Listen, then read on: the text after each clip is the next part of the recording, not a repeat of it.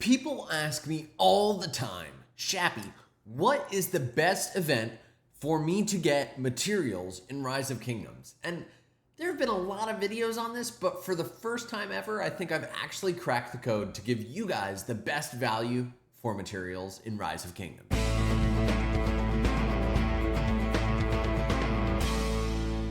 What is up, ladies and gentlemen? Welcome back to another Rise of Kingdoms gameplay episode from your very own Shappy Gaming. For those of you new to the channel, my name's Shappy. I'm a sponsored Rise of Kingdoms content creator, and today we are talking all about materials.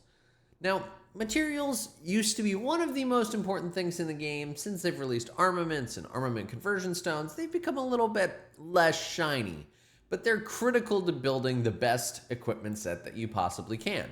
And let's be honest, you need good equipment no matter what. Now, materials can be kind of hard to come by in Rise of Kingdoms. And if you're trying to forge something like an accessory, you need a lot of them. In fact, you need 120 legendary materials to forge one accessory. And you have to have accessories.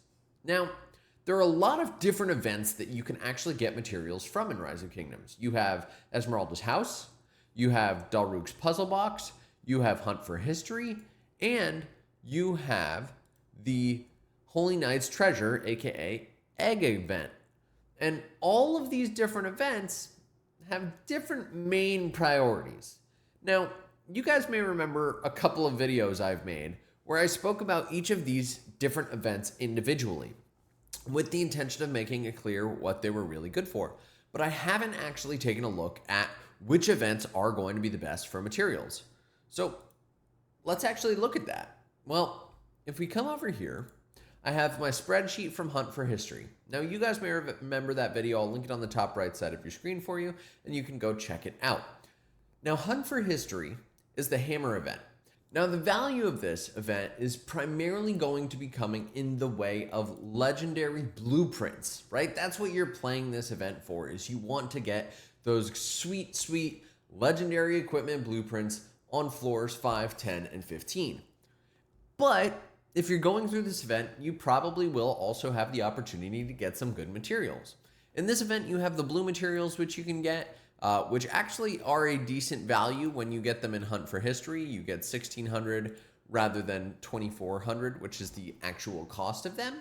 So it's not a bad event for that. And you get the green materials as well here, which are a terrible value. So it's a toss-up. But the biggest problem that we see here with Hunt for History is actually the lack of choice, right? You can pick a epic material chest, one for each floor up until level 5. But the fact of the matter is, each hammer is going to be so expensive that it doesn't really make sense for you to go down that path of saying, hey, I just want this for epic materials. It's not valuable enough. Now, if you're going to play that event because you want legendary blueprints, by all means, go for it. I would argue it's probably the best event for getting legendary blueprints. But for materials, it's really not going to be. And the other thing with Hunt for History is because it's so random, and you may get these blue mats, you may not. You could end up never getting any blue mats and just getting a bunch of 8-hour speed ups or crystal keys, which are not really going to be great value. So just some things to keep in mind. Overall, Hunt for History, probably towards the bottom of the list. Well, there are a couple other events that people are like, well, Shappy, this event is phenomenal for materials, and that's Holy Knight's Treasure, right? Everyone says Egg event is the best event for materials. I've heard it over and over and over. But is that actually true? I think the difference here is Holy Knight's Treasure, you get materials somewhat frequently because you have a 25% chance of getting materials between the epic material choice chest here, the epic material choice chest here, and the epic material choice chest here.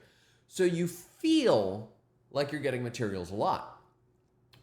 The problem with this event is that the overall value of these materials is kind of okay. The maximum you're going to get is epic material 3, which is a value of 1,800. If you get that, you are winning. That is great. But if you're getting just epic material standard and you're not getting the 2 or the 3 of it, you're actually really going to be losing value, as you can see from most of these other rewards.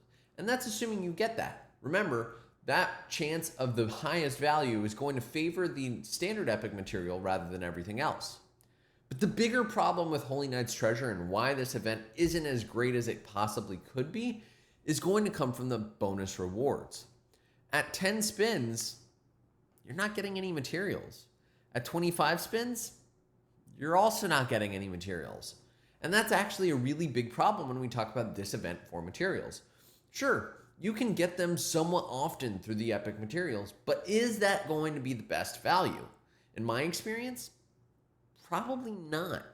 So if that's not the best, and Holy Knight's Treasure isn't going to be the best, and Hunt for History isn't going to be the best, what are our best events for getting these materials? Well, I'm glad you asked. That's why you're watching the video.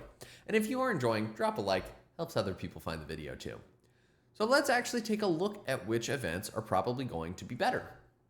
So here we have Esmeralda's house.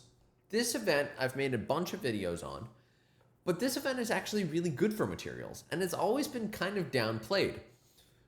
But the value of this event comes from those bonus rewards. What you can see here is the odds that you get a rare material.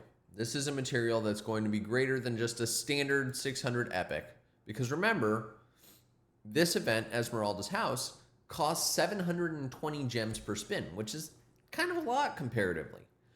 So getting just the standard epic materials is not great. Your odds of getting materials is actually even higher in this event than it is in Holy Knight's Treasure. You have a 28% chance of getting materials. But the odds of a material of value is actually only going to be between 15 and 16%.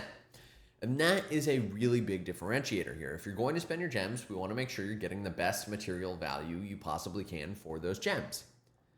And on the surface, the odds of getting a rare is probably going to cost you between 4,000 and 5,000 gems. And that rare is going to be a legendary material 1, or a legendary material 3, or an epic material 2 through there. So there's a little bit of increased cost here. But the value is if you do hit legendary material 3, you have more than broken even. And this states that every 6.5 spins, you will get something of value here that's worth it. The problem here is you're not always going to be getting legendary material 3. And so your average rare value is only 3,150 gems. And that's by going through and averaging the real cost of these materials. And where that kind of becomes problematic is if it takes me 4,600 gems to get a value of 3,150, I'm better off spending it in VIP. But that's not necessarily the truth. Because if you come in here, what this event does give you is bonus rewards. And you get epic material bonus at 10 spins, you get epic material bonus at 20 spins, and you get legendary and epic materials at 40 spins.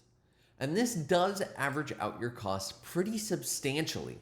In fact, the decrease in cost from these actually bring your average bonus up to 3,645, not including level 40 and above. If you include this, your average and bonus, just playing off the odds, actually gets really close to what it would be if you went ahead and just bought it from the store. So this event could potentially be the best value. But is it? Well, there's one more event that I made a video absolutely thrashing when it came out because I have had terrible luck with it. And that event is Dahlruk's Puzzle Box. Now, the interesting thing about Dahlruk's Puzzle Box is you are guaranteed a legendary material. Guaranteed. Now, most of the things that you're going to get in this event are not worth it. They're just plain not worth it. However, the way this event works is if you do get that legendary material, it clears everything else. And so you do get a lot of value out of the event simply by the fact that you do get to clear it. There are 16 different tiles in Dahlruk's Puzzle Box. And the odds that you end up getting value at 8.5 actually make it so your cost of Dahlruk's puzzle box goes down pretty significantly. And you are going to go ahead and get some pretty good value here, such that your average spend to get the legendary material is probably going to be about 3,400. That's what it breaks down to. However, you're guaranteed to get the legendary, and the value that you get from this is 3,562, which is the sum of all of these material costs here.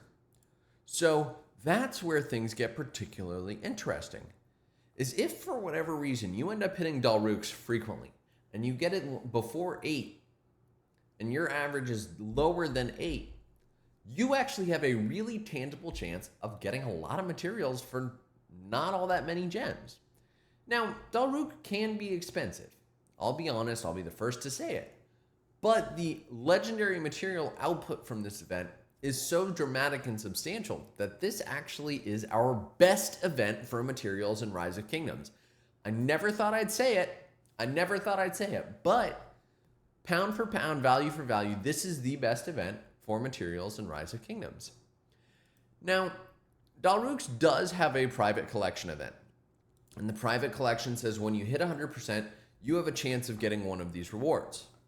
The problem is, for our value, we only want one of these two. And so, is it worth playing this event up until that private collection? Probably not, just because in my experience, more often than not, I find that I'm getting these other things which are not remotely valuable. 3-day speed up is nice, but in terms of true value, it's not going to be as valuable as these legendary materials. If you're a whale, go for it.